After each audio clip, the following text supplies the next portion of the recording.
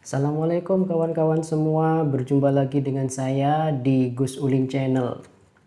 Oke kawan-kawan semua, di video kali ini saya akan ngasih tahu ke kawan-kawan TKI, istilahnya tenaga kerja Indonesia yang ada di Malaysia, atau pekerja migran Indonesia yang ada di Malaysia yang tidak mempunyai dokumen, atau istilahnya yang lagi viral di sini disebut PATI, yaitu pendatang asing tanpa izin, yang ingin mengikuti program rekalibrasi buat permit atau balik kampung atau pulang kampung.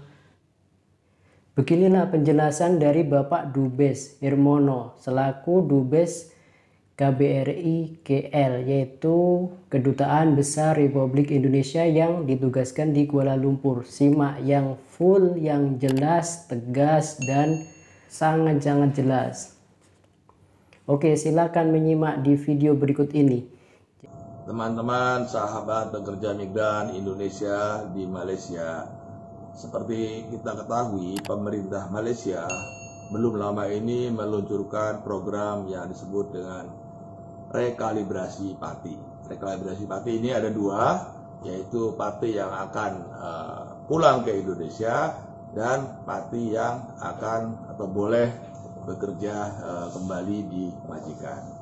Untuk program yang PATI pulang, ini ketentuannya adalah PATI itu yang harus mendaftarkan langsung ke sistem temu janji online.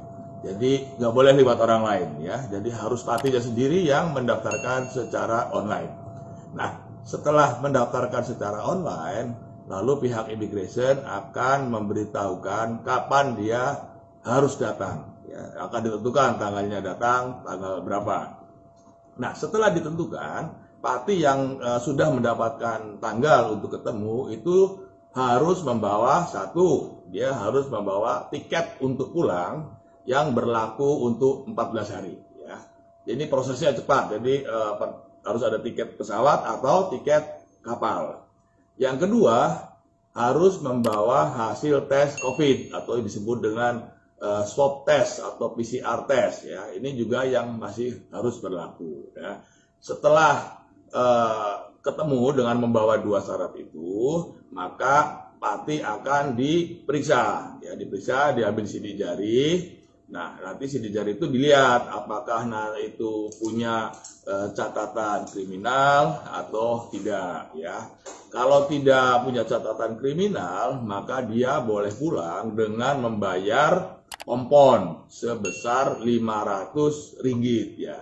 Itu sudah termasuk dengan com ya. Itu yang intinya seperti itu. Jadi yang penting adalah bahwa PATI itu sendiri atau teman-teman sendirilah yang harus mendaftarkan ya. Jadi perlu juga diketahui sebelum mendaftarkan itu ya, PATI juga tentunya harus memiliki paspor yang masih berlaku atau SPLP. Jadi sebelum mendaftar ke immigration, bawa paspor atau SPLP, bawa tiket ya, yang masih berlaku untuk 14 hari ke depan, bawa hasil tes PCR. Dan satu lagi yang penting, seluruh pembayaran itu nggak boleh cash, nggak boleh pakai uang tunai. Jadi bayarnya itu bisa pakai kredit card, bisa pakai debit card, bisa pakai apa yang disebut e-money gitu ya. Pokoknya nggak boleh bayar cash lah ya. Atau bisa juga bayar lewat bank gitu ya. Yang penting ini nggak boleh bayar cash ya. Itu yang program PATI untuk pulang, kira-kira begitu ya. Sekarang program yang PATI untuk kerja kembali ya. Ini juga yang harus diketahui adalah semua yang ngurus ini majikan. Pertama, majikan harus daftar untuk temu janji secara online ya. Temu janji online nanti oleh pihak immigration akan diberi tentukan tanggal berapa akan ketemu. Setelah ditentukan ketemu itu majikan dan teman-teman yang mau ikut program ini harus pergi ke immigration ya, immigration. Nanti di situ akan diperiksa PATI teman-teman juga akan diperiksa, misalkan apakah masuk dalam daftar hitam, apakah dia masuknya dulu bagaimana, apa melalui jalur tikus, ya. Kalau jalur tikus nggak boleh, masuk dalam daftar hitam nggak boleh.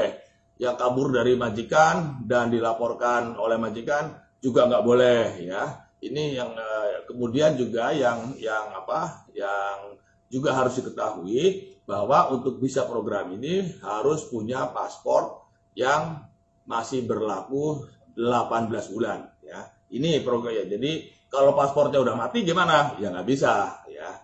Atau paspornya berlaku tapi tinggal 6 bulan juga nggak boleh. Jadi paspor harus masih berlaku 18 bulan ya. Nah, ini yang penting diketahui ya. Yang penting diketahui yang bisa mendaftarkan hanya majikan. Jadi kalau ada orang yang datang bisa menguruskan pati, agent menguruskan permit atau agent mau ngurus ini itu pasti bohong ya. Pasti ketipu. Jadi jangan sekali-kali pakai agent.